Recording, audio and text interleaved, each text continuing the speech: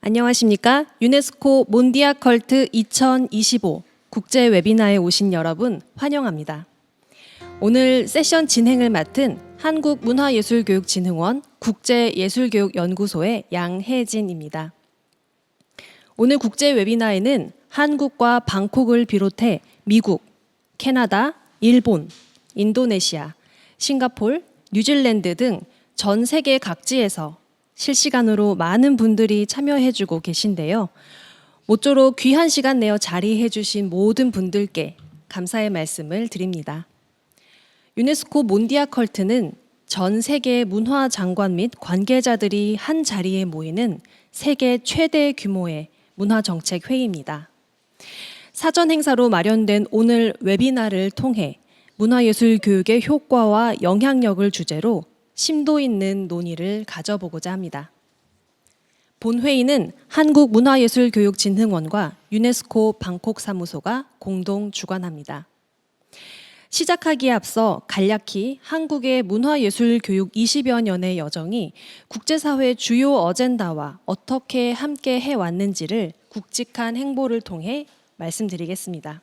2005년 문화예술교육 지원법 제정과 함께 출범한 한국문화예술교육진흥원은 올해 설립 20주년을 맞이하였습니다.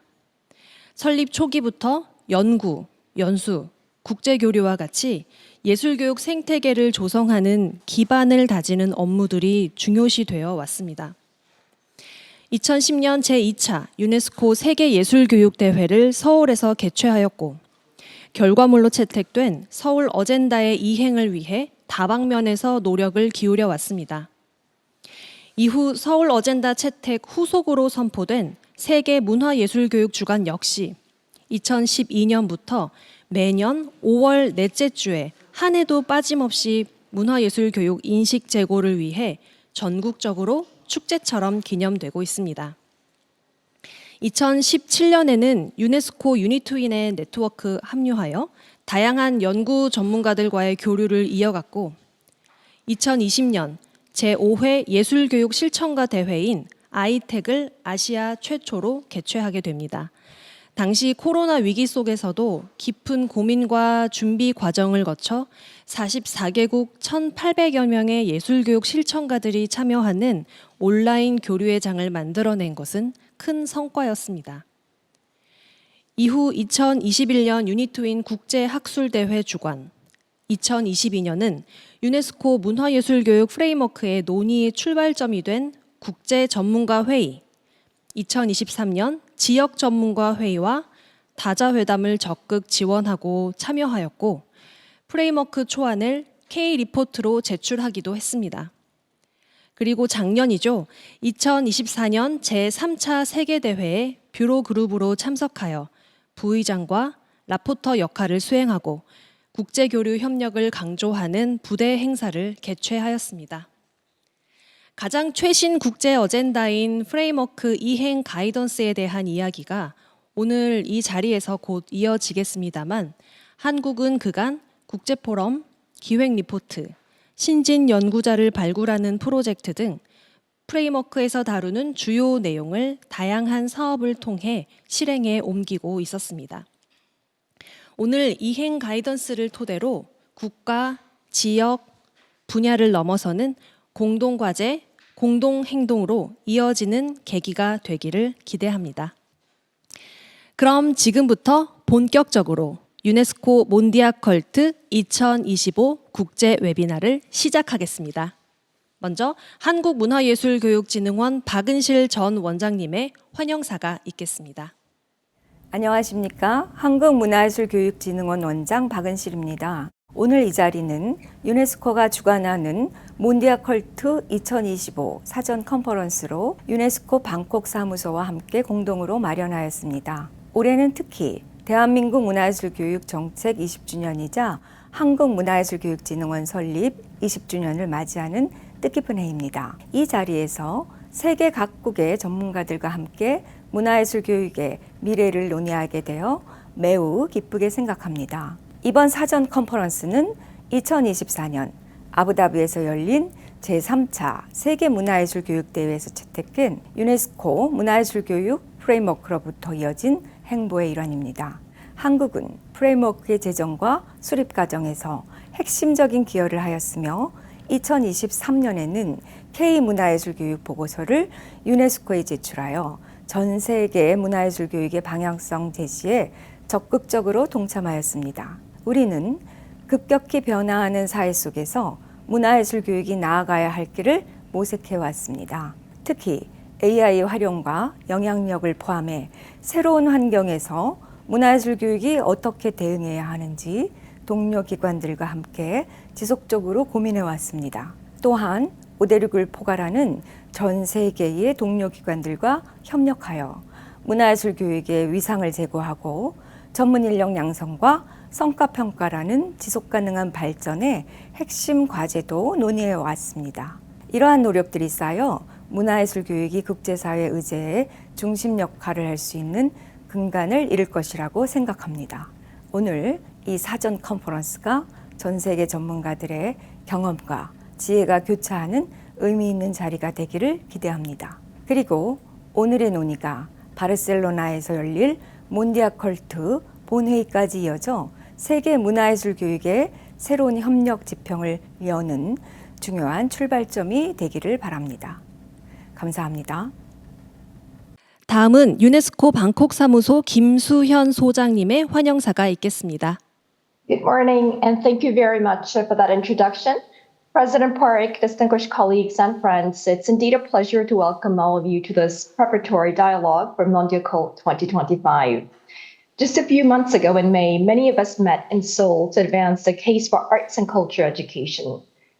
And the rationale we had together was very clear. It shapes citizens, it builds empathy, resilience, and the capacity to imagine a better world. Today, the objective is slightly different. Rather than just asking why arts and culture education matters, we must now show how it makes a measurable difference in equity, well-being, and resilience. Next week in Barcelona, UNESCO will launch the implementation guidance for the 2024 framework for culture and arts education. In just a bit, my colleague here, Julia, will offer insights on how this tool can assist policymakers, educators, and cultural actors in transforming learning environments, from classrooms to museums to teaching training institutes. And this gathering today could not be timelier because arts and culture education is not a luxury for the privileged. It's in fact an essential resource for resilience in times of global uncertainty and in the face of many challenges, including those posed by technology. When communities are divided, culture builds bridges of solidarity. When young people feel disconnected, it offers a foundation to stand on and horizons to aim for. But to strengthen these bridges, we need evidence. Without it, the contributions of arts and culture risk remaining invisible when policy choices are made. And that is why today's discussion on monitoring indicators and collaboration is so timely. As momentum builds towards 몬디아컬트, where member states will seek to advance culture as a standalone goal in the post-2030 agenda, our task is to ensure that arts and culture education stands at the heart of this vision. So today, let us make this webinar to sharpen the proof and to show that arts and culture education is not just enrichment, but essential to sustainable development. I wish all of you a very productive meeting today. Thank you very much. 네, 소장님 말씀 감사합니다. 그럼 본격적으로 주제에 대한 발제를 해주실 전문가분들을 순서에 따라 차례로 소개해드리겠습니다. 먼저 유네스코 방콕사무소 줄리아 킴 데이비스 문화전문관님의 문화예술교육 프레임워크 이행 가이드라인에 대한 안내가 있겠습니다. It's a great pleasure and honor to join you all here today. And on behalf of UNESCO, thank you for being with us as we reflect on the transformative power of culture and education in shaping inclusive, peaceful, and sustainable societies. Culture and education are powerful forces. Together, they shape who we are, how we learn, and how we live with one another. They transmit values, inspire creativity, foster critical thinking, and help us engage with the world with empathy and resilience. And today, more than ever, we need skills that go beyond academic knowledge. Creativity, cultural awareness, and emotional intelligence. These are the competencies that will enable future generations to navigate change, bridge divides, and contribute to just and resilient societies. UNESCO has long championed this vision. We're the only UN agency with a mandate that bridges both culture and education. And in 2021, our member states asked us to bring these pillars closer together. After 18 months of consultation with more than 2,300 stakeholders worldwide, the UNESCO Framework for Culture and Arts Education was unanimously adopted in Abu Dhabi in February 2024 by representatives of 125 countries. The framework sets out a clear vision. Culture and the arts are not optional, but essential to quality education. It highlights priority areas such as governance, teacher training, digital innovation, financing, partnerships, and stronger research and data. Today's webinar, with its focus on impact and measurement, speaks directly to this vision.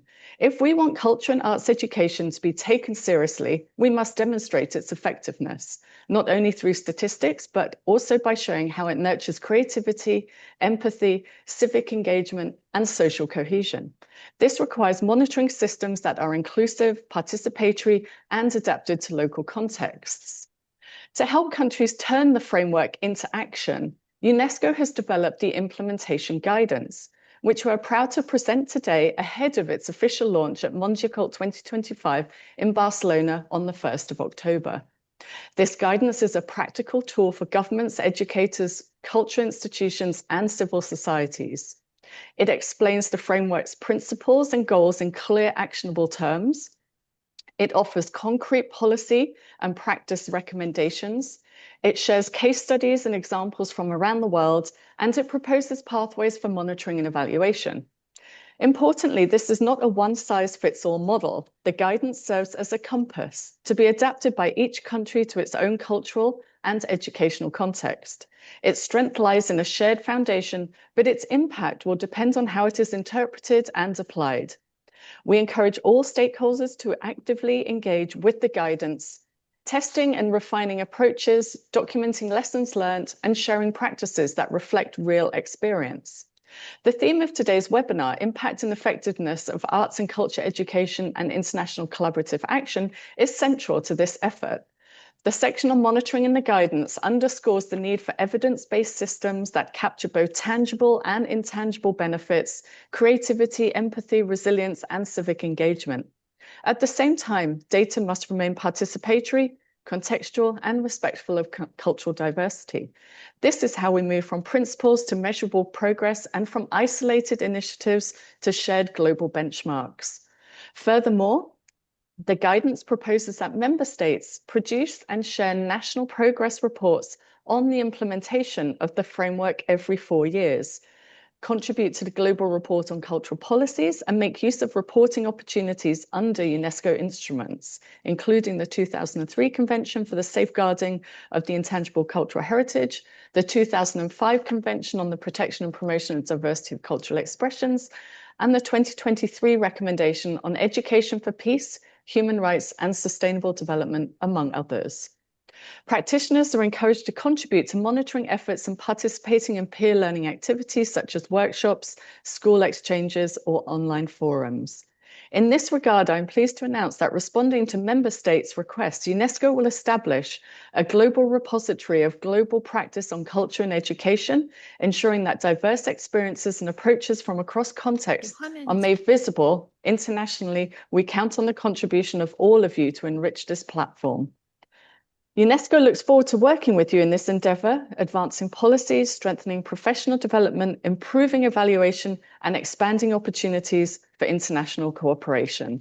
Together, let us ensure that culture and arts education moves beyond policy into practice, becoming a lived reality that transforms how humanity creates, learns, and connects. Thank you very much.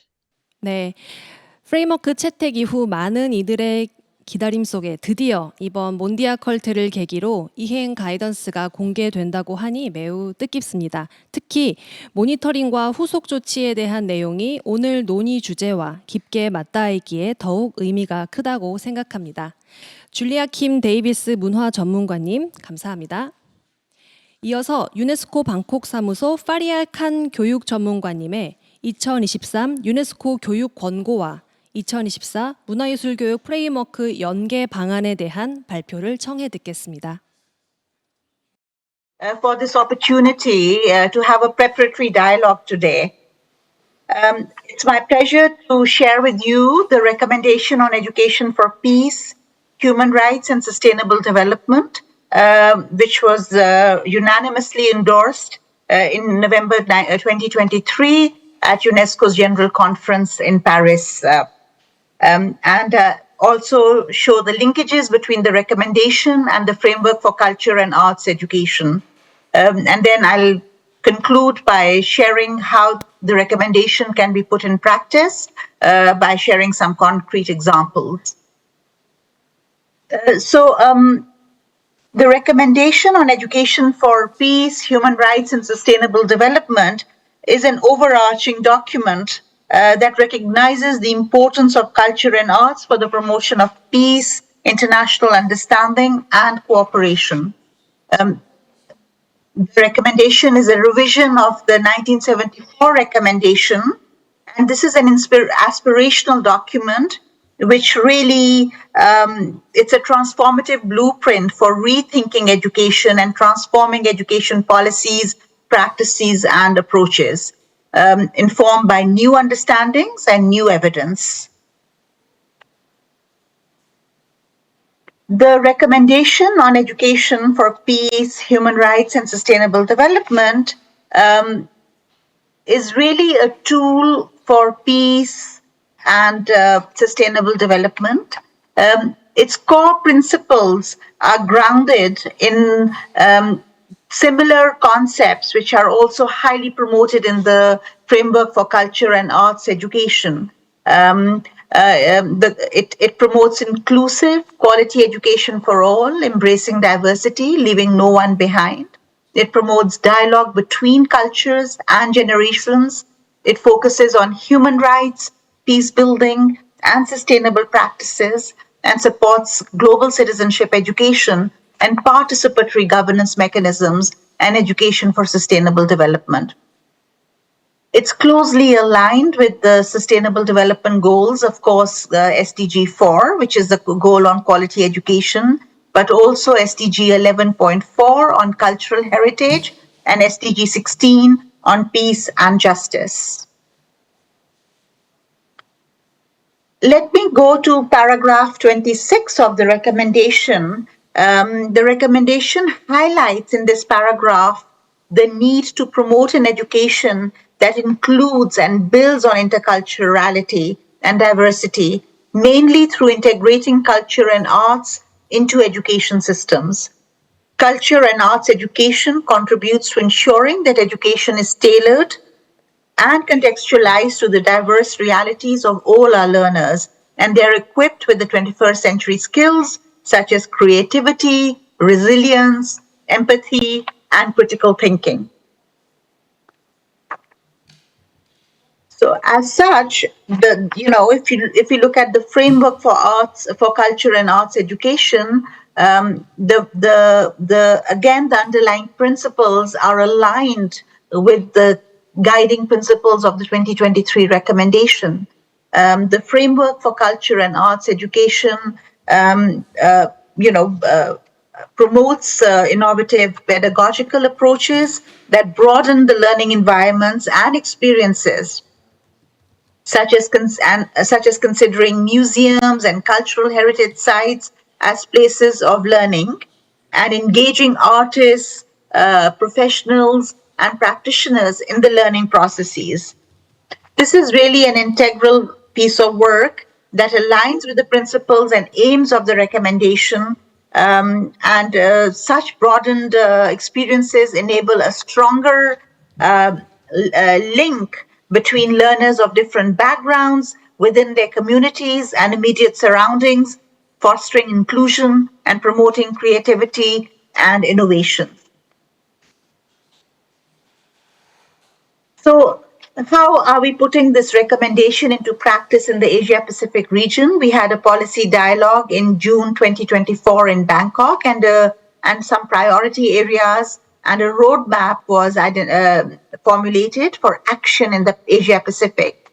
Now, if we look at the key areas, laws, policies, strategies, governance and partnerships, curriculum and pedagogy, assessments, learning materials, learning environments, teachers' development, and so forth, you will see clear linkages between what are the priorities to implement the recommendation and what is also being advocated for the framework for culture and arts education.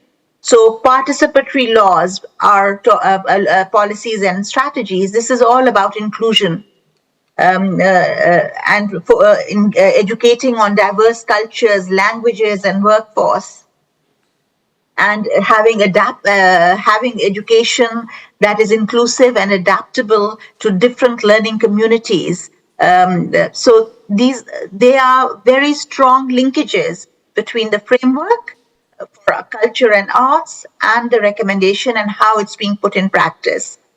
In southern Thailand, my colleague Ms. LK is going to speak soon about how intangible cultural heritage is being integrated as part of teaching and learning, and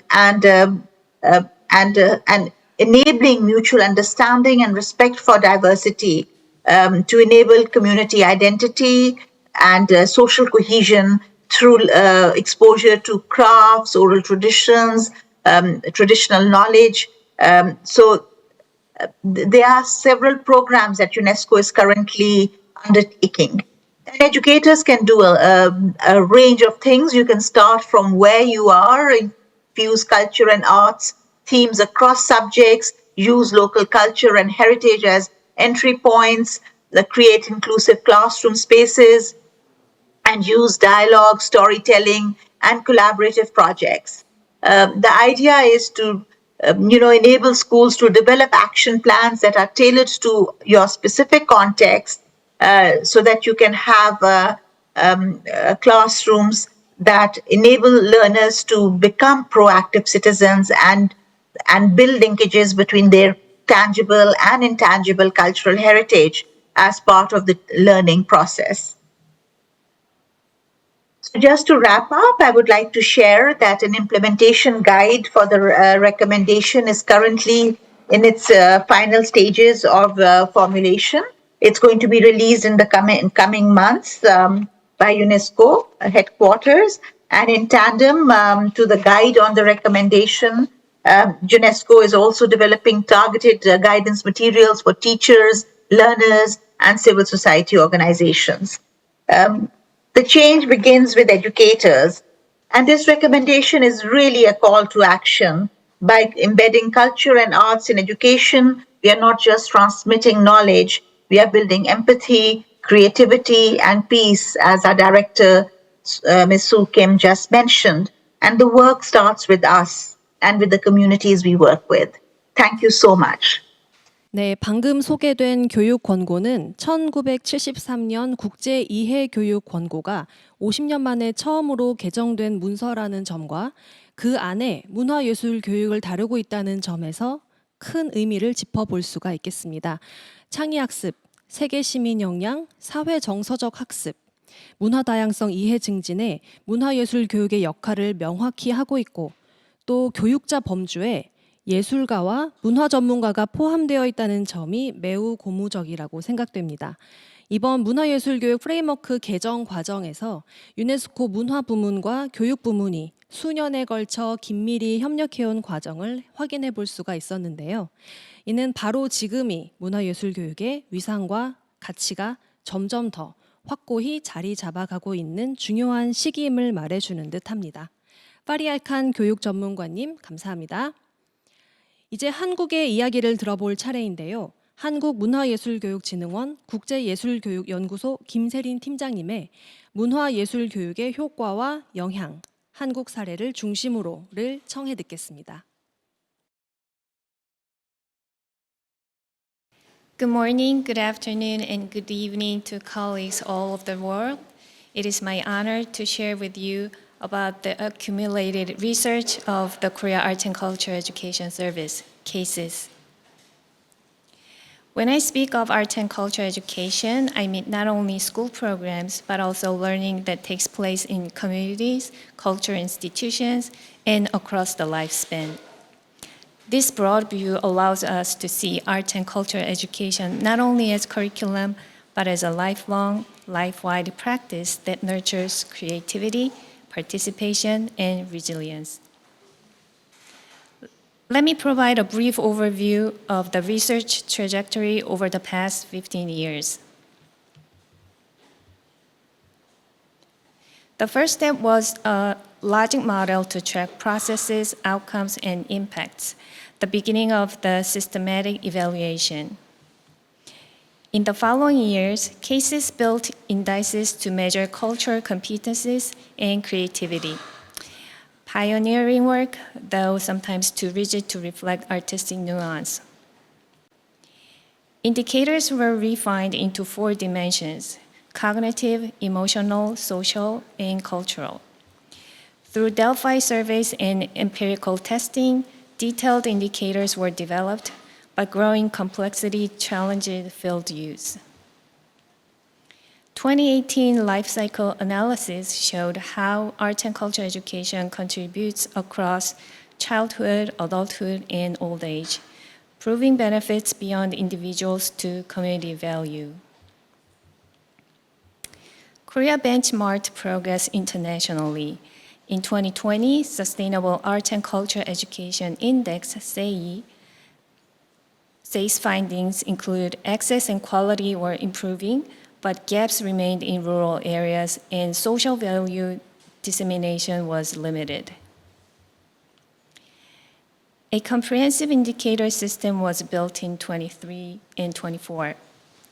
Yet in practice, a small community center could not realistically administer dozens of surveys, highlighting the need for simpler, field-friendly tools. What do these accumulated studies tell us? Achievements. Over 15 years, Korea has progressed from conceptual exploration to national-level indicator frameworks. CASES has grown from a program operating body into a knowledge leader shaping international discourse on art and culture education effects.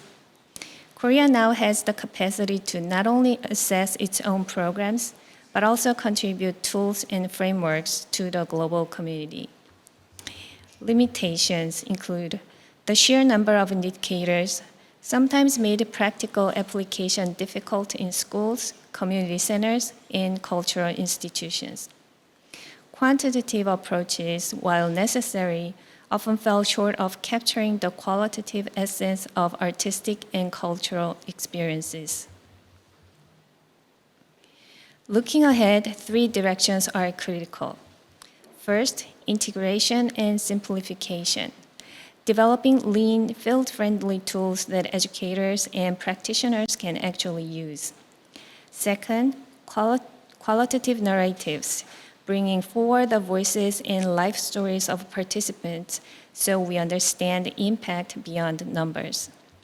Third, global and digital expansion, linking Korea's work with UNESCO's 2024 framework and leveraging AI and big data to track and compare impacts across contexts. To conclude, Korea's journey in art and culture education research has moved from exploring possibilities to establishing national standards. Yet the central question remains: how can we effectively measure the transformative power of the art and cultural engagement in human lives? This is why today's dialogue with experts from all over the world is so timely.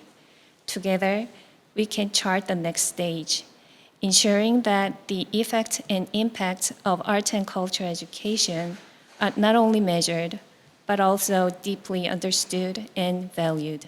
Thank you. 끊임없이 문화예술 교육의 효과를 입증하고 설득력을 확보해야 하는 고민은 한국뿐만 아니라 우리 모두가 함께 안고 있는 과제일 것 같습니다. 오늘의 논의가 이러한 과제를 풀어가는 단초가 되기를 기대해 봅니다. 김세린 팀장님의 발표 잘 들었습니다. 감사합니다. 다음은 시드니 대학교 뱀포드 교수님의 문화예술교육 글로벌 지표, 무엇을 어떻게 측정할 것인가를 청해 듣겠습니다. And welcome to this very interesting research session that we're going to have today. I'm going to focus in on some work that I've been doing over the last few years, which is trying to create some kind of global index for arts and cultural education. So many of you will know that in 2004 and 2005, I conducted a study that became the basis of a book, The Wow Factor, and also influenced, was presented, for example, at Lisbon at the start of a really large refocus on arts and education. That was 20 years ago, and so I was wanting to know what's happened in those 20 years.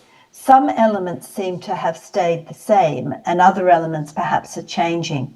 So at the time of when we did the Wow Factor, or when I did that work, a few of the things that came out, which I think are still current issues that we face, is first of all the difference between assessment and evaluation. Assessment being how you judge the learning that's occurred from the perspective of the child, and evaluation being how you put all that together to say, well, what are the outcomes of this to that child's broader education and to the system and society more generally? And in both cases, we still are struggling with issues around how do we measure, and how do we measure what's most important, and how do we not narrow down what we measure to try and fit the tools that we have. Also, with all types of learning, but especially with arts and culture, it is both a process and a product. While some people have focused solely on the process and others focus solely on the product, we know that in its richest form, it is both a process and a product. And so we have to think of how we're going to measure and evaluate in terms of both those elements. Also, you have two very important elements. The first being education in the arts. And if we look at that to begin with, that's the specific art forms, but those specific art forms are very variable across different countries. So, for example, in most countries, there is visual arts and music. But on top of that, we may have a whole range of other things that are described as education in the arts, everything from silversmithing to hair braiding, or to a whole lot of practices that are deeply rooted in spirituality, all sorts of different art forms. So that's those whole range: drama, dance, filmmaking, use of new technology, all those types of art forms.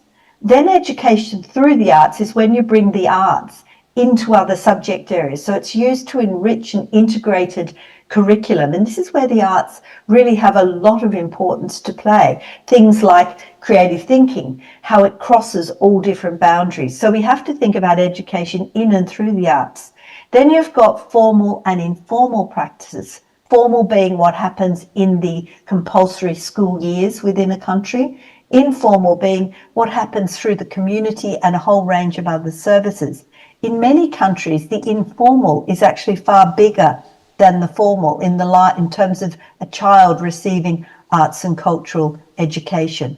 Then, of course, you've got the age-old problem in all education of the difference between what the policy says and what's happening in practice.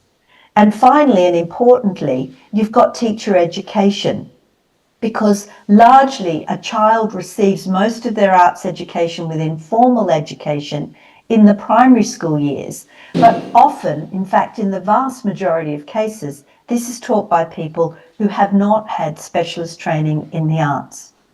So moving forward, this is what I've been up to the last couple of years.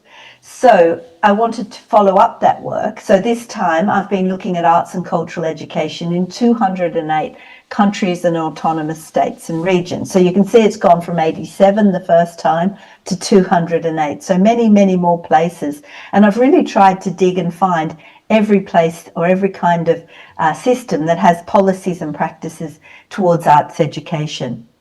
Out of all of those 208 countries, 49 countries I've defined as having arts that are good or better. And these may not be that every single element is good, but that they overall, a child would get a good chance of getting good arts education in their childhood experiences.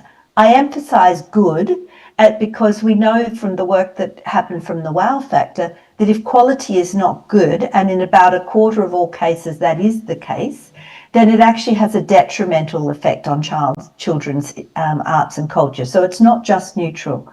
So if we look at that across the world, we can say that 23.5% of arts education that children receive is good or better in their countries.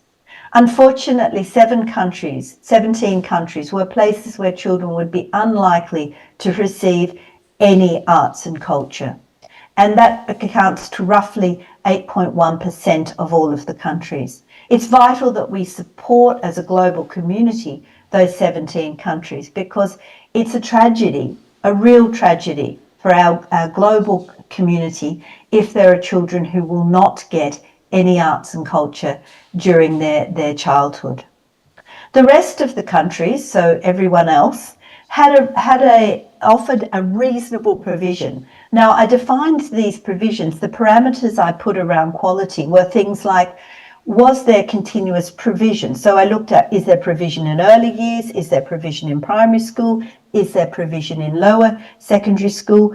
Is there provision in upper secondary school? And ultimately, is there a rich ecosystem of universities or art schools or something like that that can support a growing and continuous lifelong offer? We also looked whether it crossed enough different art forms, and it didn't mean that it had to cross the same ones because art forms are different in different places, but whether there was enough variety. And also it looked at whether or not it was accessible and roughly equitable across the country.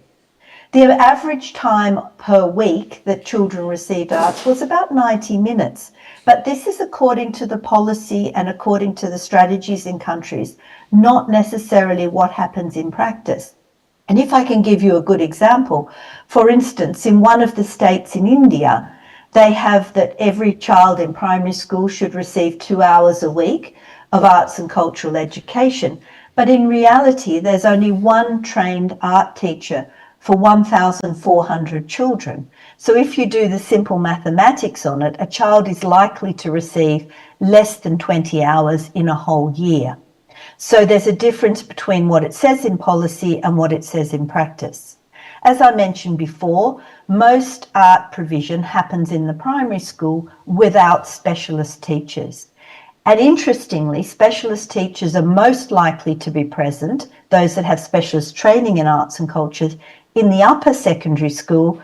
This is where the arts are usually an elective and usually reserved for a quite small percentage of talented students. So it's not a universal offer at that point. There are a few notable countries, I point to say, for example, the Netherlands, where they do continue to offer that upper secondary students also have an arts offer, even if they're not wanting to do it as an elective. So there is a core offer as well as an elective offer. So there's some of the sort of findings of the work that I've been doing right at this very moment. And I wanted to just sort of open for discussion for your forum some of the methodological challenges that I've met along the way. First of all, it's both been helpful but challenging around data sources. I've had to use a whole range of data sources. So some countries are very good at publishing their policies and practices online. Others are not, but there are good data sources, and I'd point to things like UNESCO data, which is very strong. There's World Bank data. There's also data available through the OECD and through other processes. So looking at a wide range of sources. Of course, the challenge we have is what countries actually say and what they do might be quite different. And so a lot of the times we have these examples where a country says that these things happen, but when you actually talk with people in the country, which I've tried to do in all cases to verify the claims, you find that what actually happens on the ground is quite different.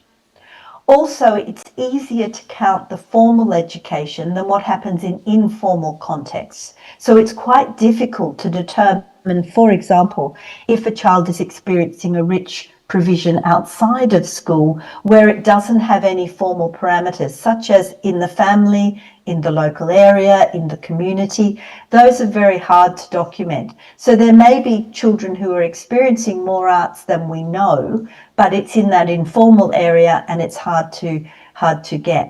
The other point I would say is about systematic provision. And by this, I mean that it's resourced. It happens in the regular routine. It happens throughout the child's education. It's not stop and start. A lot of systems have it where it might be in year 4 or year 5, and then it stops, and then it starts again in year 8. And so it can be quite complicated. A very big problem, and this will be a problem of measurement, because normally if you're doing any measurement or evaluation, you say what was trying to be achieved and what was actually achieved. But there's such a high multiplicity of aims in the arts. In policy, I identified 3,028 different aims across all of those countries. I had to create a taxonomy to pull those aims into some sort of categorization. And even then you had 89 distinctive categorizations of aims. So this will make measurement extremely difficult because it'll depend on what you're trying to actually measure. What I can say though are the top 3 aims are cultural identity and development, personal development, things like creativity and so on, and also creative development generally speaking. A big problem that's become apparent is that the quality you receive in a city school is very different from the quality you receive in a rural school. And that is a pattern across the globe.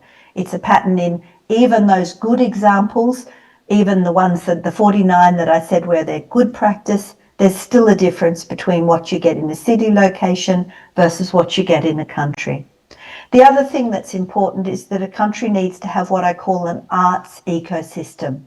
And by that I mean a collaboration between the schools, the cultural organisations, inclusion of the arts and culture within vocational education, into higher education, and it requires resources. It requires resources in terms of time in the curriculum, in terms of teachers who are well prepared and understand how to teach the arts. It requires sometimes simple resources, paper, pencils, spaces to be able to move, to do dance, to do drama. And so these resources have to be allocated in the same way as resources are allocated to other curriculum areas. Often the arts are a poor relative, especially in terms of time. And many spoke about how things like push to return to basic, what are so-called basic subjects, means that the arts, although they may meant to be in the curriculum, often get pushed aside because of exam pressures, preparation for PISA, things like this. So yes, that sort of brings me to the final bit, and very, very quickly. So what are the next steps? Well, I am now producing the how factor. So I'm going to be able to put about implementation and do an update 20 years on. So it will be a 20 years thing. Some of the things that it really highlights as being super important is regional cooperation, sharing and helping one another, especially those countries where they're really struggling to give their children arts education. We should really be, as a global community, helping and sharing the information we have, sharing our know-how. The use of technology has obviously over 20 years really changed the game, and I think there's really exciting ways we can use AI and other smart technologies to be able to help in this field. How we make a coherence between the ministries of culture and arts and education, how we ensure all children are included, and I make a special plea here for children with special education needs, where most countries lack specialist provision in arts and culture. We need to develop smart assessment tools so we can actually see the difference this makes in a child's life. We need to continue to develop our teachers and artists, and ultimately we should be using the benefits of art to develop citizenship, to develop the humanness of our children, and therefore have a more peaceful school environment, a more peaceful society. Thank you very much. 뱀포드 교수님께서 우리가 직면한 도전 요소와 앞으로의 과제를 짚어주셔서 토론을 시작하기에 앞서 큰 그림을 함께 그려볼 수 있었던 것 같습니다. 게다가 와우 팩터가 곧 20주년을 앞두고 있다는 사실에 새삼 놀랐는데요. 내년에 공개된다고 하는 하우 팩터도 매우 기대가 됩니다. 그럼 토론 순서로 이어가 보겠습니다.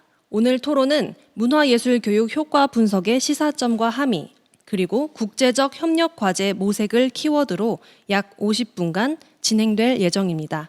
함께 해주실 토론자 분들을 소개해드리겠습니다.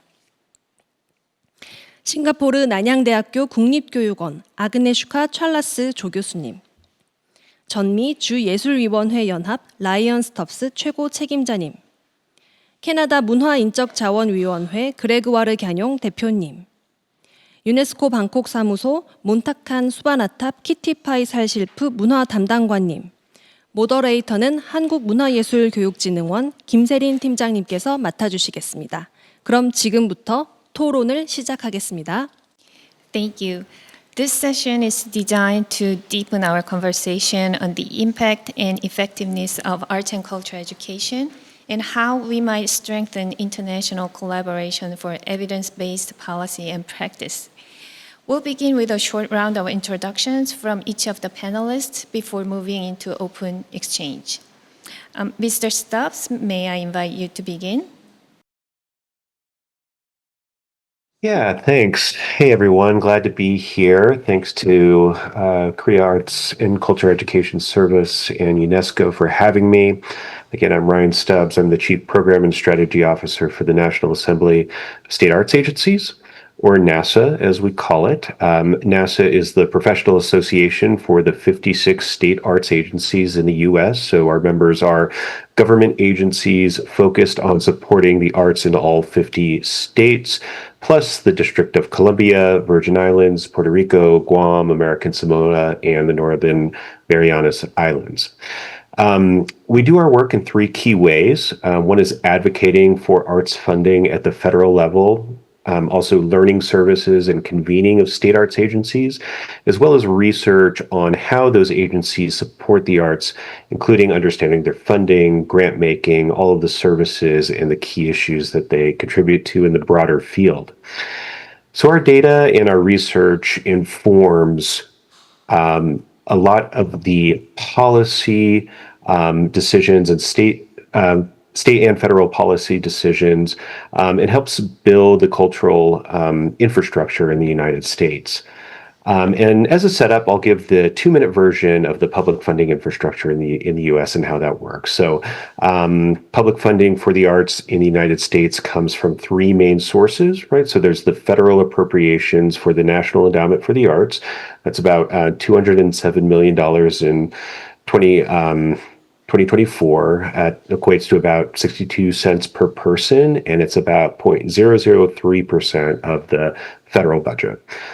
State government appropriations to state arts agencies are about $755 million, and this is 2004 numbers again.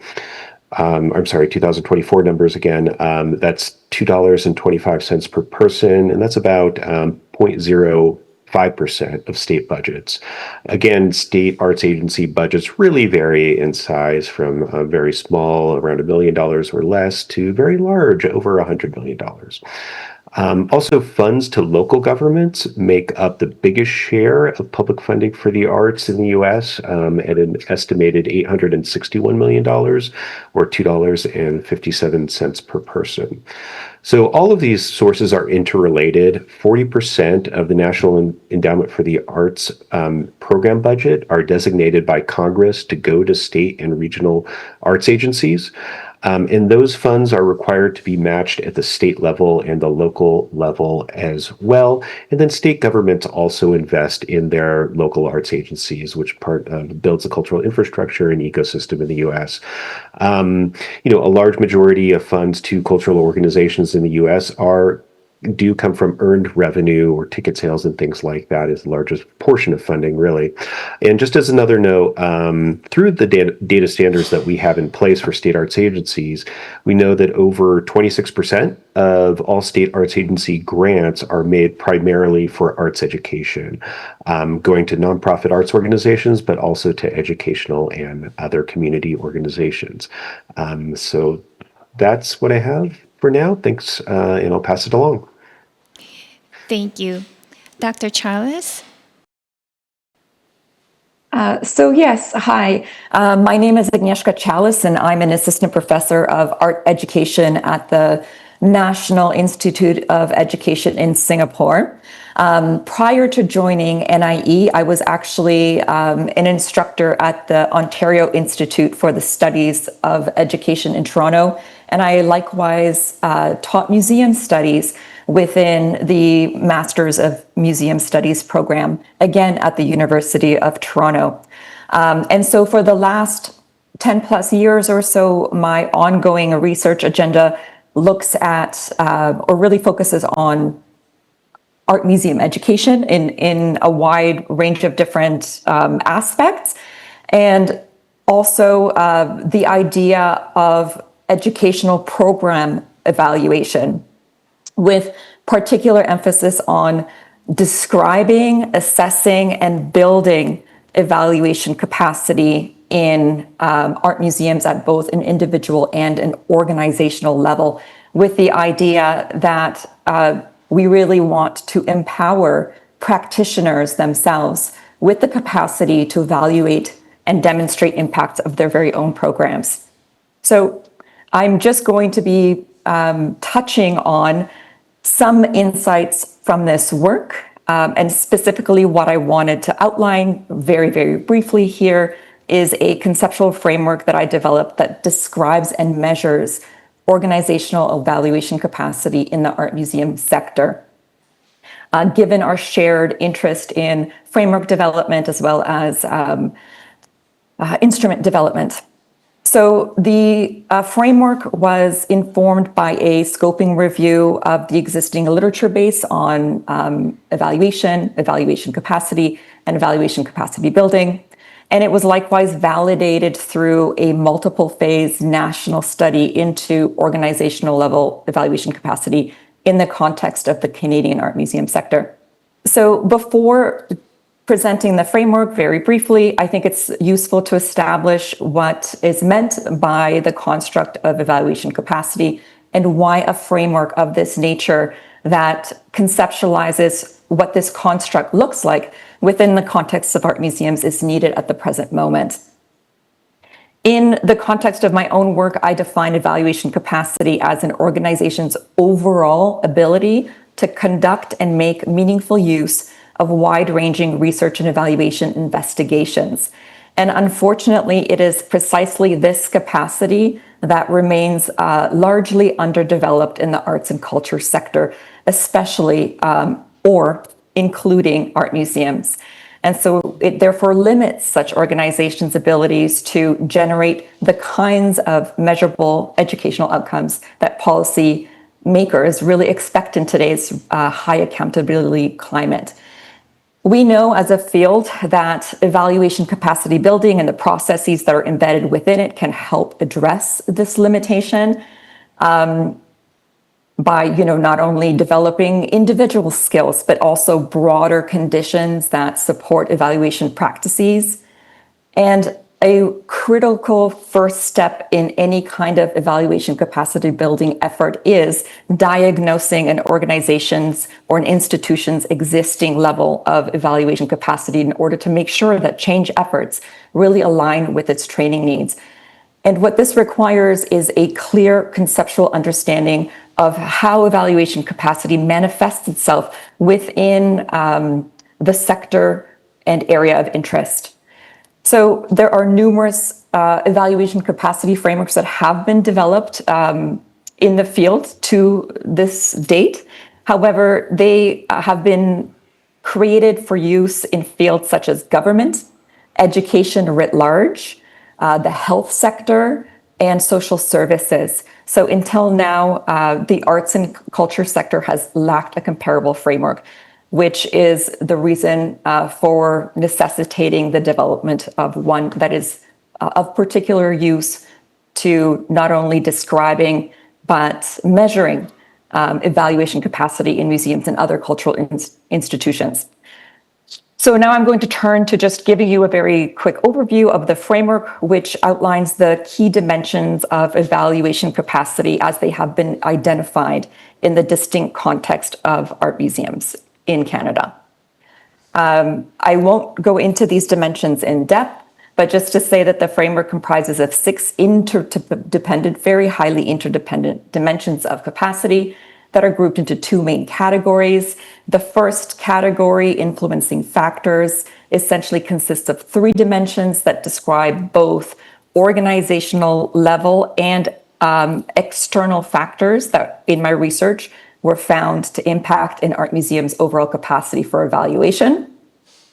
And the second category in the framework, capacity indicators, consists of another 3 dimensions, but this time conceptualized as markers of capacity. And for a more fulsome explanation of each of these framework dimensions, as well as their subdimensions, their greater components, in addition to the steps that were involved in the development and the validation of the framework, I point you to the current issues of visitor studies, which is available open access online. So the framework is really envisioned as both a theoretical model that can be used to develop practical data collection instruments that can guide ongoing research in this area, but also as a measurement tool that can support the development of capacity building strategies in art museums throughout really the life cycle of the capacity building process. And to support this, I'm currently in the process of translating this framework into a self-assessment rubric that will enable institutions to gauge their current capacity levels across its varied dimensions. So while I acknowledge that the framework did gain empirical support within the context of the Canadian art museum sector, I do believe that it offers some conceptual clarity around the construct or phenomenon of evaluation capacity, as well as practical tools that are needed to support the measurement of evaluation capacity across a wider range of institutions and national contexts.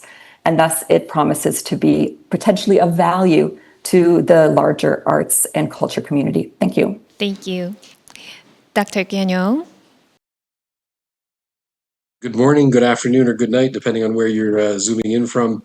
Salutations and bonjour from here in Canada, just beside the national capital, Ottawa. Just a quick introduction here about my organization, myself, and a few of the tidbits of work that we do. A huge thanks to CASIS and UNESCO for having us all here today, and the other panelists. Pleasure to meet and chat with you. CultureWorks Canada is 31 years old. For the first 30 years of its life, it was the Cultural Human Resources Council, and we've recently rebranded. New logo, new life, new energy, but still the same DNA. We are all about research, advocacy, and education, solutions and resources to empower Canada's cultural workforce. Myself, kind of almost an inside joke here with the musician, teacher, and manager with the research that we're doing, and it's kind of a typical paradigm where we engage in the arts in one way and then we evolve into different tasks. Contact information here. I'm happy to share this deck with anybody after. I always like to start any one of these presentations with a really beautiful quote that I have from Dr. Glenn A. Mallory from the Hamilton Philharmonic Youth Orchestra, where music is an emotional thing, it's an intellectual thing, it's a physical thing, it's a social thing. At its best, it's a spiritual thing. So I've just defined a human being. So I find that's very beautiful. And while it applies to music and it's from music, it can be applied to so many different art forms. Art and culture is definitely what makes the difference between just living a life and the enjoyment of life. We're talking about the market today and evaluation factors, lots of different metrics and ways of measuring and the importance of certain things. I think we need to see at the onset the three tiers of the ecosystem that are absolutely necessary. We have the professional and vocational folks that are at the top of this pyramid. We have the semi-professional and academic folks that are in the middle section, and the community and recreational. And the wider the base that we have is dependent on all of the levels. And if we want the top level, we will need to have the community recreational folks and the semi-professional towards becoming the professional. And what I'd like to tie into this discussion is that without the education piece, the whole pyramid falls apart. So as much education as the delivery of artistic and cultural services and products and the outreach component to expose as many people as possible to the benefits and the enjoyment of the arts and culture. One of the things that we do is on the research side, so we are familiar with some of those difficulties, and a lot of the difficulties that were brought up by the people that have spoken already. But just in terms of numbers, dating back to the 2016 stats, official statistics in Canada, Canada's cultural sector contributes $60 billion towards the GDP. There's a workforce of almost 800,000, or it was that. It's gone up as populations increase, and over 100,000 cultural establishments. It's a huge piece of the economic pie that is the entire, national economy. One of the challenges that we face is that the sector itself is divided into different subsectors, and the artistic disciplines, while they relate to the subsectors, aren't necessarily a direct alignment. You could have musicians that are working in live performing arts, but that are also working in sound recording. So I won't read off all these, but you can slice the sector in different ways. And another one is through the occupation groups.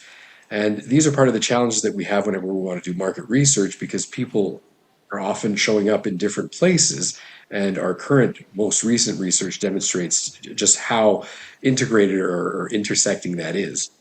Anyways, I've got a long list of systemic and endemic difficulties, but the one that I just want to highlight right now is the fact that the cultural sector is very fragmented and compartmentalized. There are many organizations with disciplinary or subsectoral or geographic vocations, and getting them to agree on pieces like nomenclature or taxonomy can be a real challenge, or even getting them to realize that they are part of a larger whole and not necessarily completely unique. And if we want statistics and if we want metrics across the board, we have to be able to surrender that very specific, unique identity and wrap it up to the greater good. I like to use choirs and orchestras as an example. I'm a musician after all, where we surrender our individual voice towards the greater collective to have more impact and more power. So one of the things that we face is that difficulty gathering the labor market information, and work environments are always a challenge. We're all about the humans behind it, so we're interested in everything that has to do with work environments, the arrangements between payers and payees, the skills gaps, and I'm one of those examples. I'm sure there are more on this call where we start as artists, but then we become entrepreneurs or we become teachers. There are many solutions and resources that we offer and that other organizations offer. I could just imagine Ryan's list from all of the arts councils from different states, how many different programs exist out there. I'd love to see the list, but it must be so long. And there are always mentorship, professional development opportunities, advocacy and labor market studies. We have our own entrepreneur course that provides the fundamental elements of a business plan. We've got internship subsidies for graduates and students that are entering into the marketplace. We, run the gamut of everything that has to do about, a pleasant conversation about an unpleasant subject, harassment, bullying, and violence that exists out there. Anyways, all of these services, but the one that I just want to land on here for the moment is we have recently run a quantitative individual revenue and work survey that captures the reality of people that work in culture by the fact that most of them have multiple lines of revenue, and that a majority of people that are artists actually also teach or also manage. So now we have some primary data that moves a whole bunch of anecdotal things towards actual data points, including that the average number of occupations that cultural workers have is 1.77. So on average, people have more than one cultural occupation, and they have 1.18 fields of expertise. So a diploma, let's say, in visual arts and in pedagogy and in management or something else. So it's a really interesting sector because it has so many intersecting data points, and capturing that is a real challenge for anybody who wants to do it, as all the other presenters have said. Working on a standardization is a challenge. So I'm going to stop there. Thank you for listening. I look forward to the rest of the panel discussion with the rest of the group. Thank you. Now, Ms. Montakan.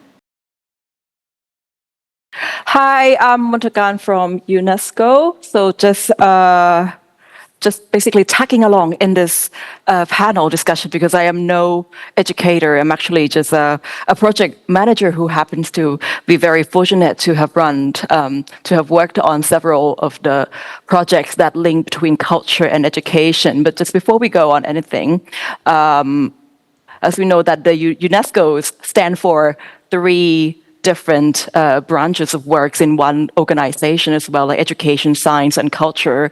And we have many of these intersectoral, interdisciplinary projects. And some of them I would like to just share with you here. And it would link also to our later discussion when it comes to the assessment of this afterward as well. So just some of the projects I would like to highlight, and I might just be like, mentioning this over the conversation we're going to have from the project in the past since the 2006 that we start to have the project that start to realize the use of intangible cultural heritage or living heritage, whatever you would call in a more posh term would be living heritage, more modern, so to say. But intangible heritage or ICH is also the terms that people widely use. So since back then, when the start of the new idea that expands the definition of heritage, intangible cultural heritage. So heritage is no more just monument, buildings, or landscape, but heritage is something that is instilled in the skills, in the way of life of people, and been transmitted for generations. So that was the starting point we have in UNESCO Bangkok back then. As the level of the projects, aside from us monitoring the use of the Convention on the Safeguarding of Intangible Heritage, the 2003 Convention. So we have our Goodwill Ambassador back, Her Royal Highness Princess Mahachakri Sirinthorn, who launched this project together and discussed good practices in Thailand, in Vietnam, and in Laos PDR on trying to include the children who are out of school into the education by means of communicating through their local cultures. So that was a very good start point that we have. And from that very small project, we start to expand to different countries in Asia Pacific and a lot of countries in South Asia as well. We have this project, which is a very interesting, like it actually came when I start working here.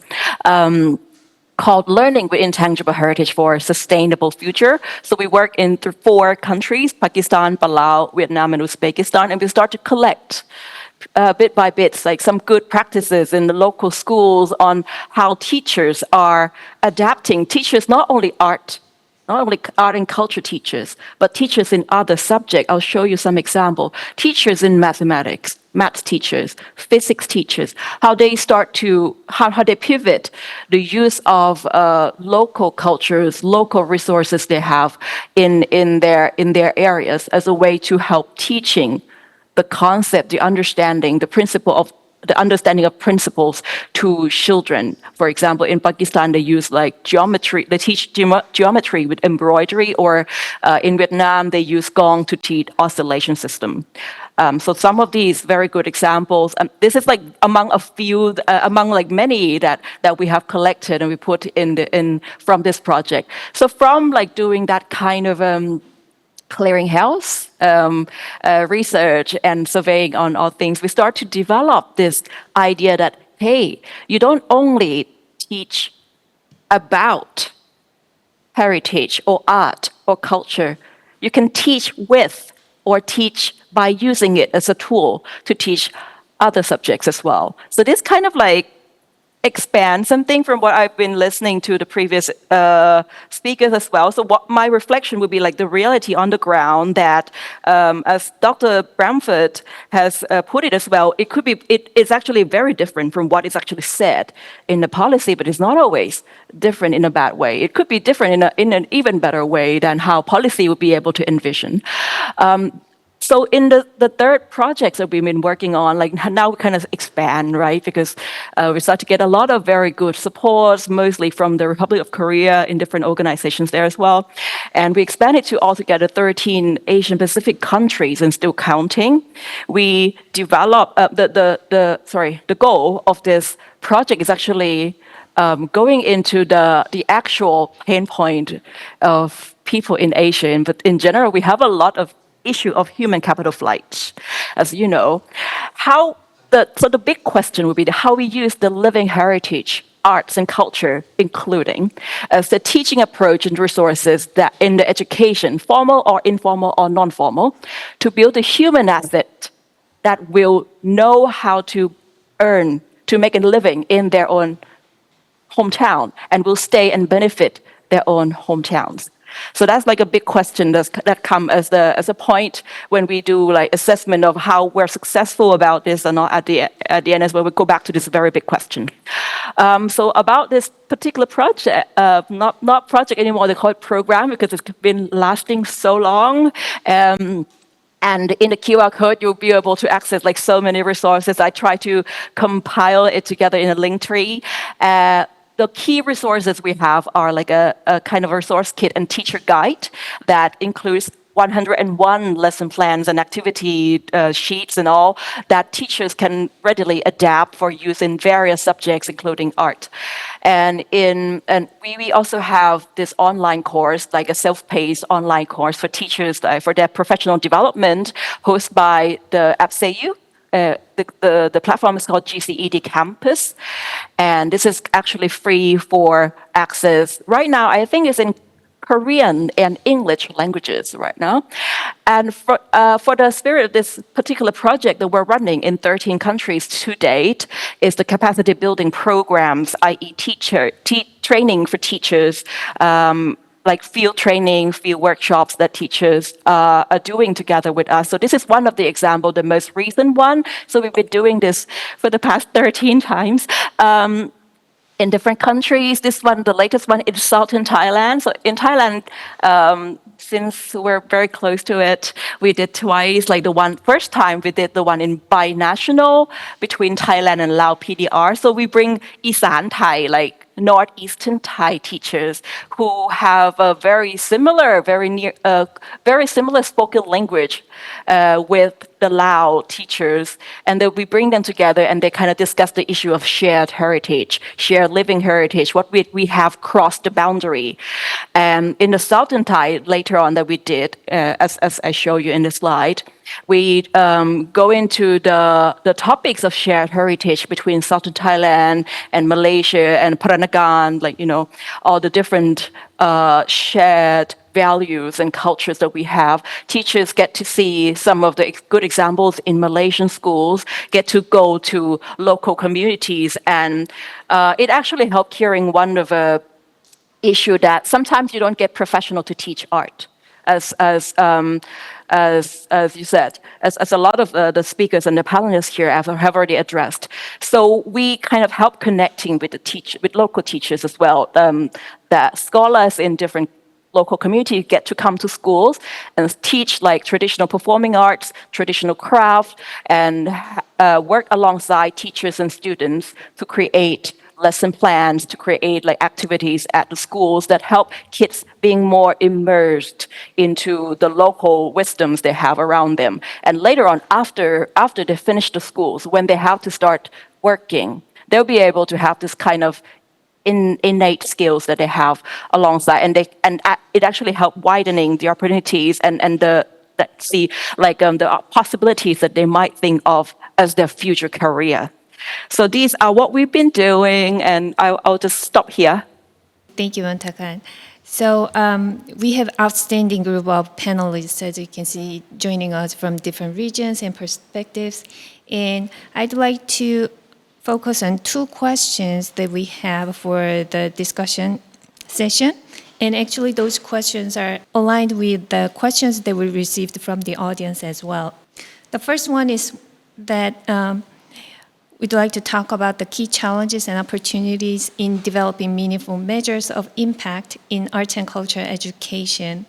And I'd like to invite Mr. Stubbs and Dr. Gagnon to share your views on these challenges. Yeah, this has been really interesting discussion and hearing from everyone so far. This question is complicated. One thing that comes to mind in the context of the United States is that we don't know enough about how students are receiving arts education and the quality of that arts education programming in the U.S. You would think with all of the data collected by educators, we would have a better idea and the ability to create an index. But what we really have is piecemeal or very sporadic at the national level, like greater than every 10 years of the Institute for Education Statistics to be collecting information or reporting on information. We do have good information on state arts education policies, but these policies are different in every state, and we don't have much reliable data on whether those policies are actually being implemented. So speaking to a challenge that was brought up earlier. And, we have huge investment gaps that would be required to adequately fund arts education for every student in the country. And I don't even want to get into the political divides that we have as well. So lots of challenges that we see here. And I imagine if we take that challenge at the state by state level, if we were going to apply something globally, that's even more challenging. But overall, just, some lessons learned from the work that I've done in creating indices or indicators with various data sets. I do think that indexes or indices can be useful tools. If we can look at a set of standardized data across many places and get a relevant comparison, I think that can be really informative to understanding longitudinal investments. And they also come with a lot of challenges. So, one experience that I've had is creating a creative vitality index or contributing to a creative vitality index that we implemented. It's still utilized today through an organization called Creative West, which is a regional arts organization here. And we were able to develop the index on a neighborhood level. This is largely around creative economic data, standardized across all of these locations at the neighborhood level.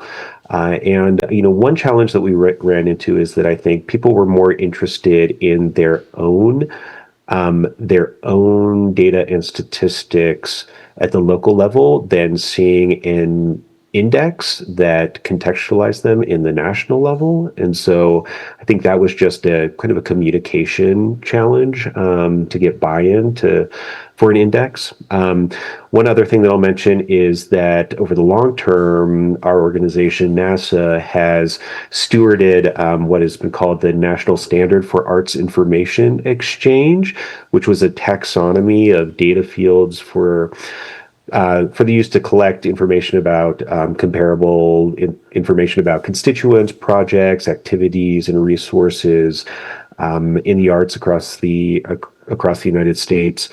And that is still relevant work, but it's also a data standard that's no longer being updated by NASA. And I think what became more important in that work was not this, framework and taxonomy that we developed that measured all sorts of different things, all sorts of different components in the arts and cultural ecosystem, but the things that were collected were the compulsory data. So data that was that's required by the National Endowment for the Arts, for example, to be reported as part of the grant making activities. So the compulsory nature of data is, I think, one way to get people to actually report the data as it's related to grant requirements, et cetera, those types of things. So figuring out ways that people have an incentive to report, I think, can be one way to address this, great challenge of creating a global index. And I'll end there. Great, thank you. Dr. Gagnon, perhaps you could follow with insights from Canadian context real briefly. I think I'll just boil it down to one bit. We have here in Canada the Cultural Satellite Account, so there's been a really big effort by two government departments, Statistics Canada, which is our official statistical body, and the Department of Canadian Heritage, which is kind of the overseer of arts and culture nationally. They put out this social impacts and benefits of arts and culture literature review. So it's something like a lot of the other panelists have spoken of. There's always a huge problem with the taxonomy and the nomenclature and all that. We've mentioned that before. There are international standards. There are individual national standards, and rolling it up, we need that leadership from folks like UNESCO that have kind of a non-denominational nature that say, okay, we'd like to bring we'd like to propose a framework. Could everybody try to ease into it? And with today's technology, I think we'd be able to do that with anything that relates to national industry codes or occupation codes. Anyways, I won't go into too much detail there, but this impact and benefits of arts and culture, across the board, the importance of having arts and culture is demonstrated through, so many positive ways, but there's no consensus on how to measure the results. So we have the same conclusion here in Canada. But one key takeaway that I really wanted to highlight from this specific piece of research is, the difference between a benefit and an impact. We don't always make the differentiate the two. And to Professor Chala's point earlier, I've gone around the country in Canada and, given professional development to organizations about self-diagnosis tools that are really low effort, high yield. What we can put all these tools out, and to Ryan Stubbs' point, getting people to use them or to contribute that data upwards is a challenge. So there's lots of challenges, but there's so many solutions. We just have to find the right way to motivate people and to, use the simple terms to get people to understand and engage so that we can get the results that we want. But, across the board, we all know that education is a huge and important piece, whether it's, advocating for arts or advocating for arts education or advocating for arts in education. I'll stop my answer there. Thank you for those insightful reflections. I know we're running out of time, but we have to touch base the second question real quick. So the second one is about how can we meaningfully assess the social, cultural, and economic impact of art and culture education across diverse contexts. And we also received questions from audience that pointing about that resonate strongly here. Beyond numbers, how can we qualitatively demonstrate necessity through case studies, oral histories, or community-based approaches? And another pointed to emerging challenges as well. With the rise of AI, creativity discourses, and media arts, how do we reconcile new disciplines and technologies with traditions and cultural diversity? And the other have asked, how can small museums and local institutions grow with their communities through arts education? This is all about the exploring tools, systems, and frameworks. And I'd like to invite Ms. Mantakan about the second theme. Just to answer as well on how we can meaningfully assess social, cultural, and economic impacts of arts and education. I'm just showing you a very big picture. So right now, this is what UNESCO has been doing at the global level. We call it Culture 2030 Indicators. So this is one of UNESCO attempts in having a framework that measure and monitor the progress of culture's contribution to the 2030 Agenda for Sustainable Development. And it's a conceptual tool, which means you can't really just all of a sudden apply it, but you have to actually find the data in. This is a step before you can go on to the evaluation or the assessment of achievement, but more like the steps that you start calculating, you start bringing in statistics, bringing in qualitative and quantitative data. that would lead to the understanding of how arts and culture leads to the success in different dimensions. So I'm showing you some of the dimension, and so this is when we come to culture, you have this difficulty in trying to, okay, how can we measure like the success in culture when things are very various? We're not talking just only, art, craft, visual performance and stuff, but we're talking about the becoming the lifestyle, the way of life of people, the belief systems and all. It has been unmeasurable since, but excuse the Thai bit of it. I can't find the one with only English. So when we look at the indicators that UNESCO is presenting as a way to also measure, you will see this very interesting part, which is the one on culture and art education as well. It's a standalone indicators in this one as well. And so the indicators actually measures help gatherings, not major help gatherings, the data in 4 different aspects: environment, prosperity, i.e. Livelihood and economic, knowledge and skills, particularly focusing on education, inclusion and participation, focusing a lot on the social aspect of the cultural and arts contribution. So in the education, if we look at the third pillar here, you will see that different aspect of the data that people could actually gather. And this is not only at the country level. This indicator could be applicable to city and could also be adjusted to fit with the needs of institution that works on multidisciplinary purposes as well. Education for sustainable development, you have cultural knowledge on how to gather the information about how people have the cultural knowledge at the basis of the education, or even before joining before attending the formal education as well. So this is like an influencing factors, as I think Dr. Chalas put it in the context of the arts museum's evaluation. But this is the influencing factor that actually people have as an innate ability of theirs. We have the indicators that would lead to communicating about the multilingual education, the indicators that would lead to our understanding of how much culture and arts education have been influencing towards the sustainable development, and the cultural trainings, i.e. the tertiary and post-education, lifelong learning education, so to say. So I'm actually showing you this just to be able to, kind of like, maybe it's not an answer in itself, but it opens up the discussion that I'm pretty sure the audience and colleagues here will be able to have later after this webinar. How these indicators, they look very cloudy, they look really abstract at one point, how this could actually be put as some of the goals in looking for information, in seeking and applying the information as a way to put the basis towards assessing the meaningful contributions of arts and education to the global goals. Thank you so much. Well, thank you to all our panelists for such thoughtful contributions. What we've heard today is that while there are clear challenges, whether methodological, financial, or political, there is also strong evidence that arts and culture education has deep social, cultural, and economic value. We have also seen that different contexts, from national labor studies in Canada to evaluation capacity in arts and culture institutions to state-level data in the US, to UNESCO's regional perspectives, offer complementary lessons.